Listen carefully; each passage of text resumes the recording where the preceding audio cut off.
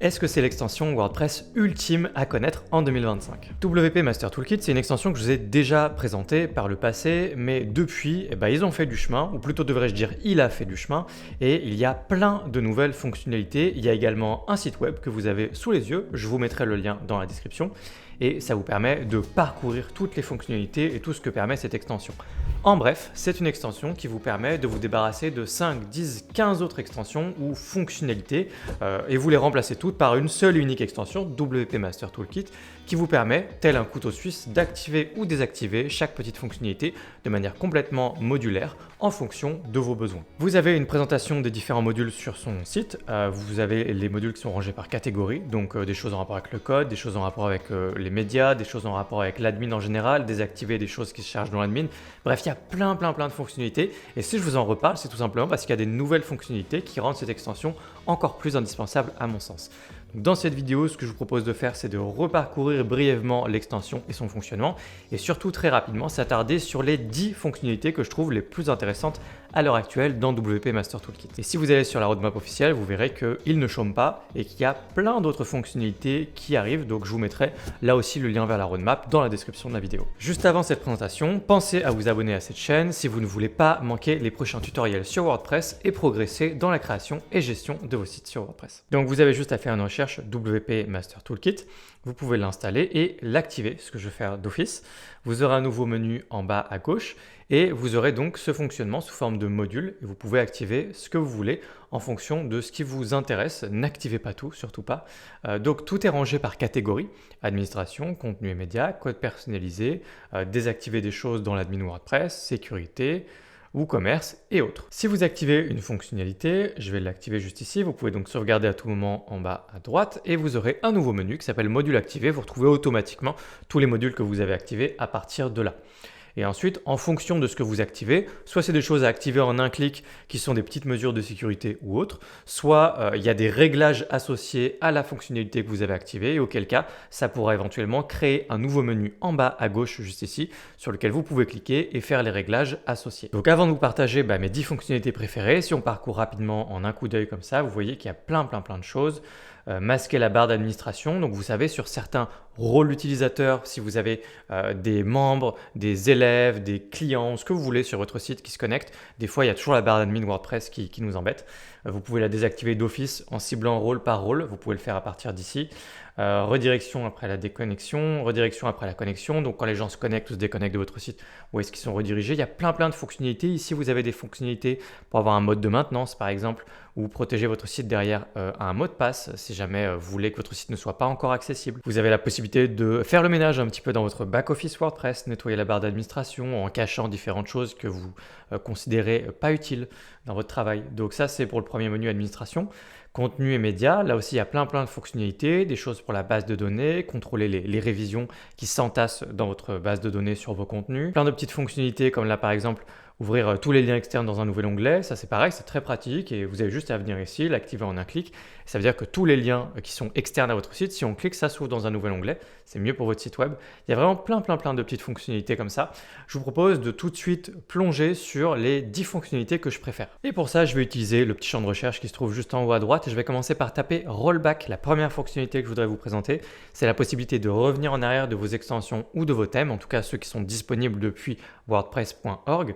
Et si jamais vous avez un problème sur votre site, suite à une mise à jour typiquement, vous voulez pouvoir revenir en arrière facilement.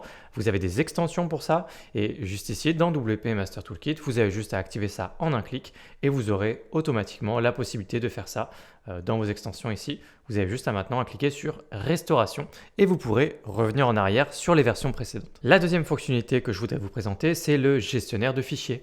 Une fonctionnalité que je trouve très utile personnellement parce que parfois on veut pouvoir accéder aux fichiers de notre site WordPress sans se prendre la tête à passer par FileZilla ou à passer par votre hébergeur. Des fois, ça nous arrange bien de passer directement, rapidement via le back-office WordPress, d'accéder aux fichiers. Ça peut dépanner dans certaines circonstances, ça m'est déjà arrivé un certain nombre de fois. Donc dans ces cas-là, ce que je fais, c'est que j'installe un gestionnaire de fichiers. Vous pouvez taper gestionnaire de fichiers dans WordPress et vous trouverez une ou plusieurs extensions qui vous permettent de faire ça. Ici, vous avez directement un file manager, vous avez juste à l'activer et vous aurez accès à un file manager grâce à Master Toolkit. Et à partir du moment où vous en avez plus besoin, évidemment, pensez à le désactiver. La troisième fonctionnalité que je vais vous présenter, c'est le SMTP juste ici. Donc ça va pouvoir remplacer la fonctionnalité d'extension SMTP que vous allez installer sur vos sites WordPress. Pour rappel, qu'est-ce qu'une extension SMTP? C'est une extension qui vous permet de maximiser la délivrabilité des emails qui partent de votre site. Donc ça peut être des emails de création de compte, de mots de passe modifiés ou toute autre chose en rapport avec un e-commerce ou s'il y a des comptes sur votre site ou tout simplement même, encore une fois, si vous-même vous modifiez votre mot de passe ou que vous avez besoin d'une fonctionnalité de récupération de compte, toutes ces choses-là, dès qu'il y a un mail qui part de votre site, il va falloir maximiser la délivrabilité des emails qui partent de votre site avec une extension, on dit, de SMTP. Ce sont des extensions gratuites qui sont dédiées à ça, qui proposent plein de fonctionnalités parfois très intéressantes. Mais parfois, on veut simplement aller à l'essentiel, faire très très simple. Et faire très simple, c'est exactement ce que propose Master Toolkit. Puisque ici, vous allez pouvoir activer cette petite fonctionnalité. Et là, justement, ça va nous donner l'occasion d'avoir un nouveau menu juste ici, donc ce que je vous expliquais un peu plus tôt. Je peux cliquer dessus et je vais avoir des réglages absolument basiques pour avoir une meilleure délivrabilité avec mon adresse mail professionnelle, etc. Je vous renvoie à mon tutoriel sur une autre extension SMTP. Ce ne sera pas sur cette feature-là précisément, mais c'est exactement le même fonctionnement. Si vous savez faire sur une autre extension SMTP, vous savez faire ici également. C'est très simple, encore une fois, mais dans plein de cas de figure, ça suffit largement. Et quel plaisir, évidemment, comme à mon habitude, de pouvoir retirer une extension de plus. Donc, pourquoi pas, si vous avez des besoins plus avancés, vous installez une extension dédiée à ça. Sinon, vous pouvez utiliser Master Toolkit. La fonctionnalité suivante, alors on peut faire une recherche également, mais il me semble-t-il qu'elle sera dans contenu et médias. Et si je descends, on va voir juste ici duplication de contenu. Donc ça va vous permettre de dupliquer n'importe quel type de contenu sur votre site. Donc là, c'est également un plaisir de l'avoir juste ici. J'ai juste à l'activer en un clic et je vais avoir la fonctionnalité de dupliquer sur mes articles, mes pages ou autres. Vous voyez que c'est juste ici, c'est écrit dupliquer, également dans les pages, dupliquer, etc. C'est le genre de fonctionnalité que vous pouvez installer très facilement avec des petits bouts de code. Mais la vérité, c'est que même un développeur, plutôt que d'avoir à mettre un bout de code, c'est toujours extrêmement pratique d'avoir une gigantesque trousse à outils comme celle-là et de venir en un clic activer nos fonctionnalités favorites. Parmi les 10 fonctionnalités que je vais vous montrer, la 10e est sans doute la plus intéressante et celle qui va vous faire gagner le plus de temps. La fonctionnalité suivante sur laquelle je voudrais m'attarder, ça se passe directement dans sécurité et c'est juste ici désactiver XML RPC. Par pitié, désactivez-moi cette sale bête. Je le vois tous les jours moi-même puisque je gère un hébergeur et pour nos clients, je vois que XML RPC, c'est de loin le truc qui est le plus attaqué sur les sites WordPress de manière générale. C'est le truc sur lequel les bots, les robots automatisés s'acharnent le plus. Donc désactiver ce truc-là, vous avez juste à cliquer juste ici, cliquer sur sauvegarder et hop, c'est terminé, c'est désactivé et vous êtes protégé à ce niveau-là du moins. Il s'agit d'une vieille API qui normalement n'est quasiment plus utilisée. Elle est parfois encore utilisée dans certaines circonstances, mais pour la plupart d'entre vous, ça ne devrait poser aucun problème de le désactiver et vous serez un peu plus en sécurité grâce à ça. La fonctionnalité suivante se trouve juste ici dans code personnalisé et vous avez la possibilité, là encore une fois, de remplacer un usage très courant d'extensions comme WP Code par exemple, des extensions qui vous permettent d'installer des petits bouts de code. C'est des usages courants pour des professionnels et là encore une fois, vous pouvez vous passer d'une extension comme ça et juste activer ici Code Snippet, vous sauvegardez. Et vous allez avoir un nouveau menu, cette fois un menu de premier niveau, carrément juste ici, qui va vous permettre d'ajouter des petits bouts de code. On est sur une interface qui est encore très orientée développeur à mon sens pour mettre les petits bouts de code via Master Toolkit. J'espère que ce sera un peu plus agréable d'utilisation à l'avenir, mais néanmoins ça fait le travail. Et puis si vous êtes à l'aise avec du PHP ou autre, vous serez très à l'aise à utiliser cette fonctionnalité via cette extension. La fonctionnalité suivante, ce sera dans contenu et médias et le téléchargement SVG. C'est quelque chose qui m'a bloqué à plusieurs reprises en bossant sur les sites WordPress. Le format SVG qui n'est pas accepté nativement dans WordPress pour des raisons de sécurité par ailleurs, que vous pouvez du coup vous-même activer et forcer sur votre site. Comme ça, si vous voulez travailler avec du format SVG pour des logos ou autres, vous pouvez sur votre site, vous avez juste à cocher ici téléchargement SVG. Si vous vous rendez dans le menu administration, on a deux fonctionnalités que je trouve très intéressantes que je vous présente dans le même point. On est déjà passé dessus un peu plus tôt, c'est maintenance en cours et mot de passe.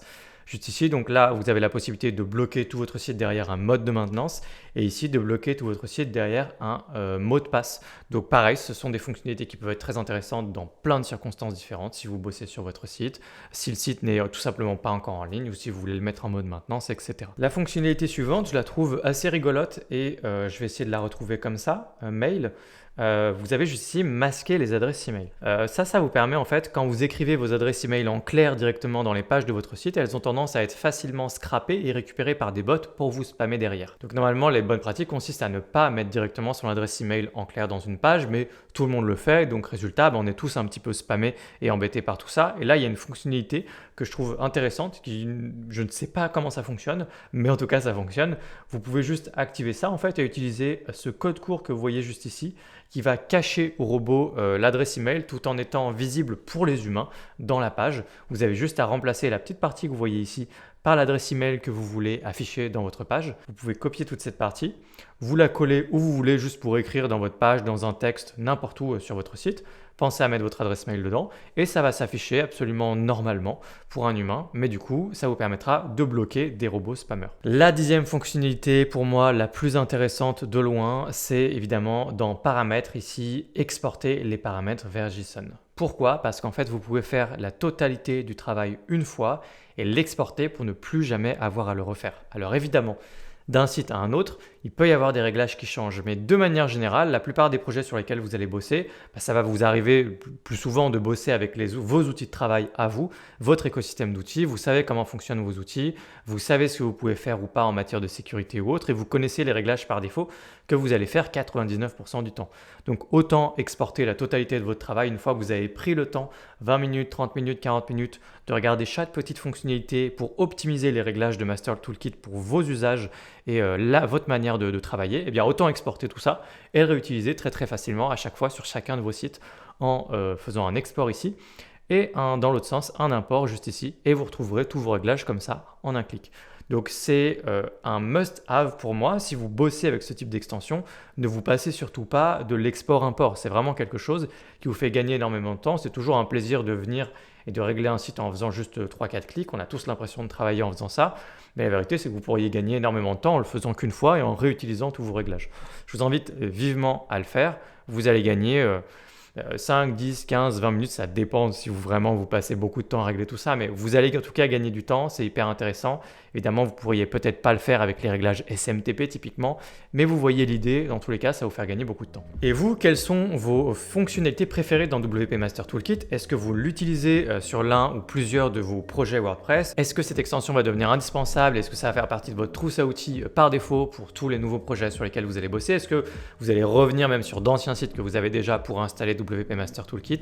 Je suis très curieux de le savoir, dites-moi tout en commentaire. J'espère qu'on poussera tous ensemble au maximum cette extension et son usage dans l'écosystème parce que je la trouve brillante. Elle a quand même plus de 100 modules disponibles entièrement gratuitement. L'extension est extrêmement généreuse, c'est la plus généreuse qui existe dans tout le marché à l'heure actuelle et elle est encore, à mon sens, pas suffisamment connue, que ce soit ici ou ailleurs à l'étranger, notamment aux États-Unis où personne n'en parle à l'heure actuelle. Donc on a une petite pépite pour nous en France et je vous invite vivement à la tester. Si vous avez des questions, n'hésitez pas à utiliser l'espace commentaire et si vous voulez vous former à WordPress, vous avez des liens en description vers notre site wporigami.com sur lequel vous pouvez trouver un catalogue de formations pour vous former à plein d'aspects de WordPress. Moi, je vous retrouve dans d'autres tutoriels sur cette chaîne YouTube. Pensez à vous abonner si ce n'est pas déjà fait. Si vous êtes resté jusque-là et que vous n'êtes pas abonné, c'est tout simplement honteux. Donc vous devez absolument vous abonner et comme ça, je vous retrouve dans une prochaine vidéo sur cette chaîne sur WordPress. À bientôt, ciao!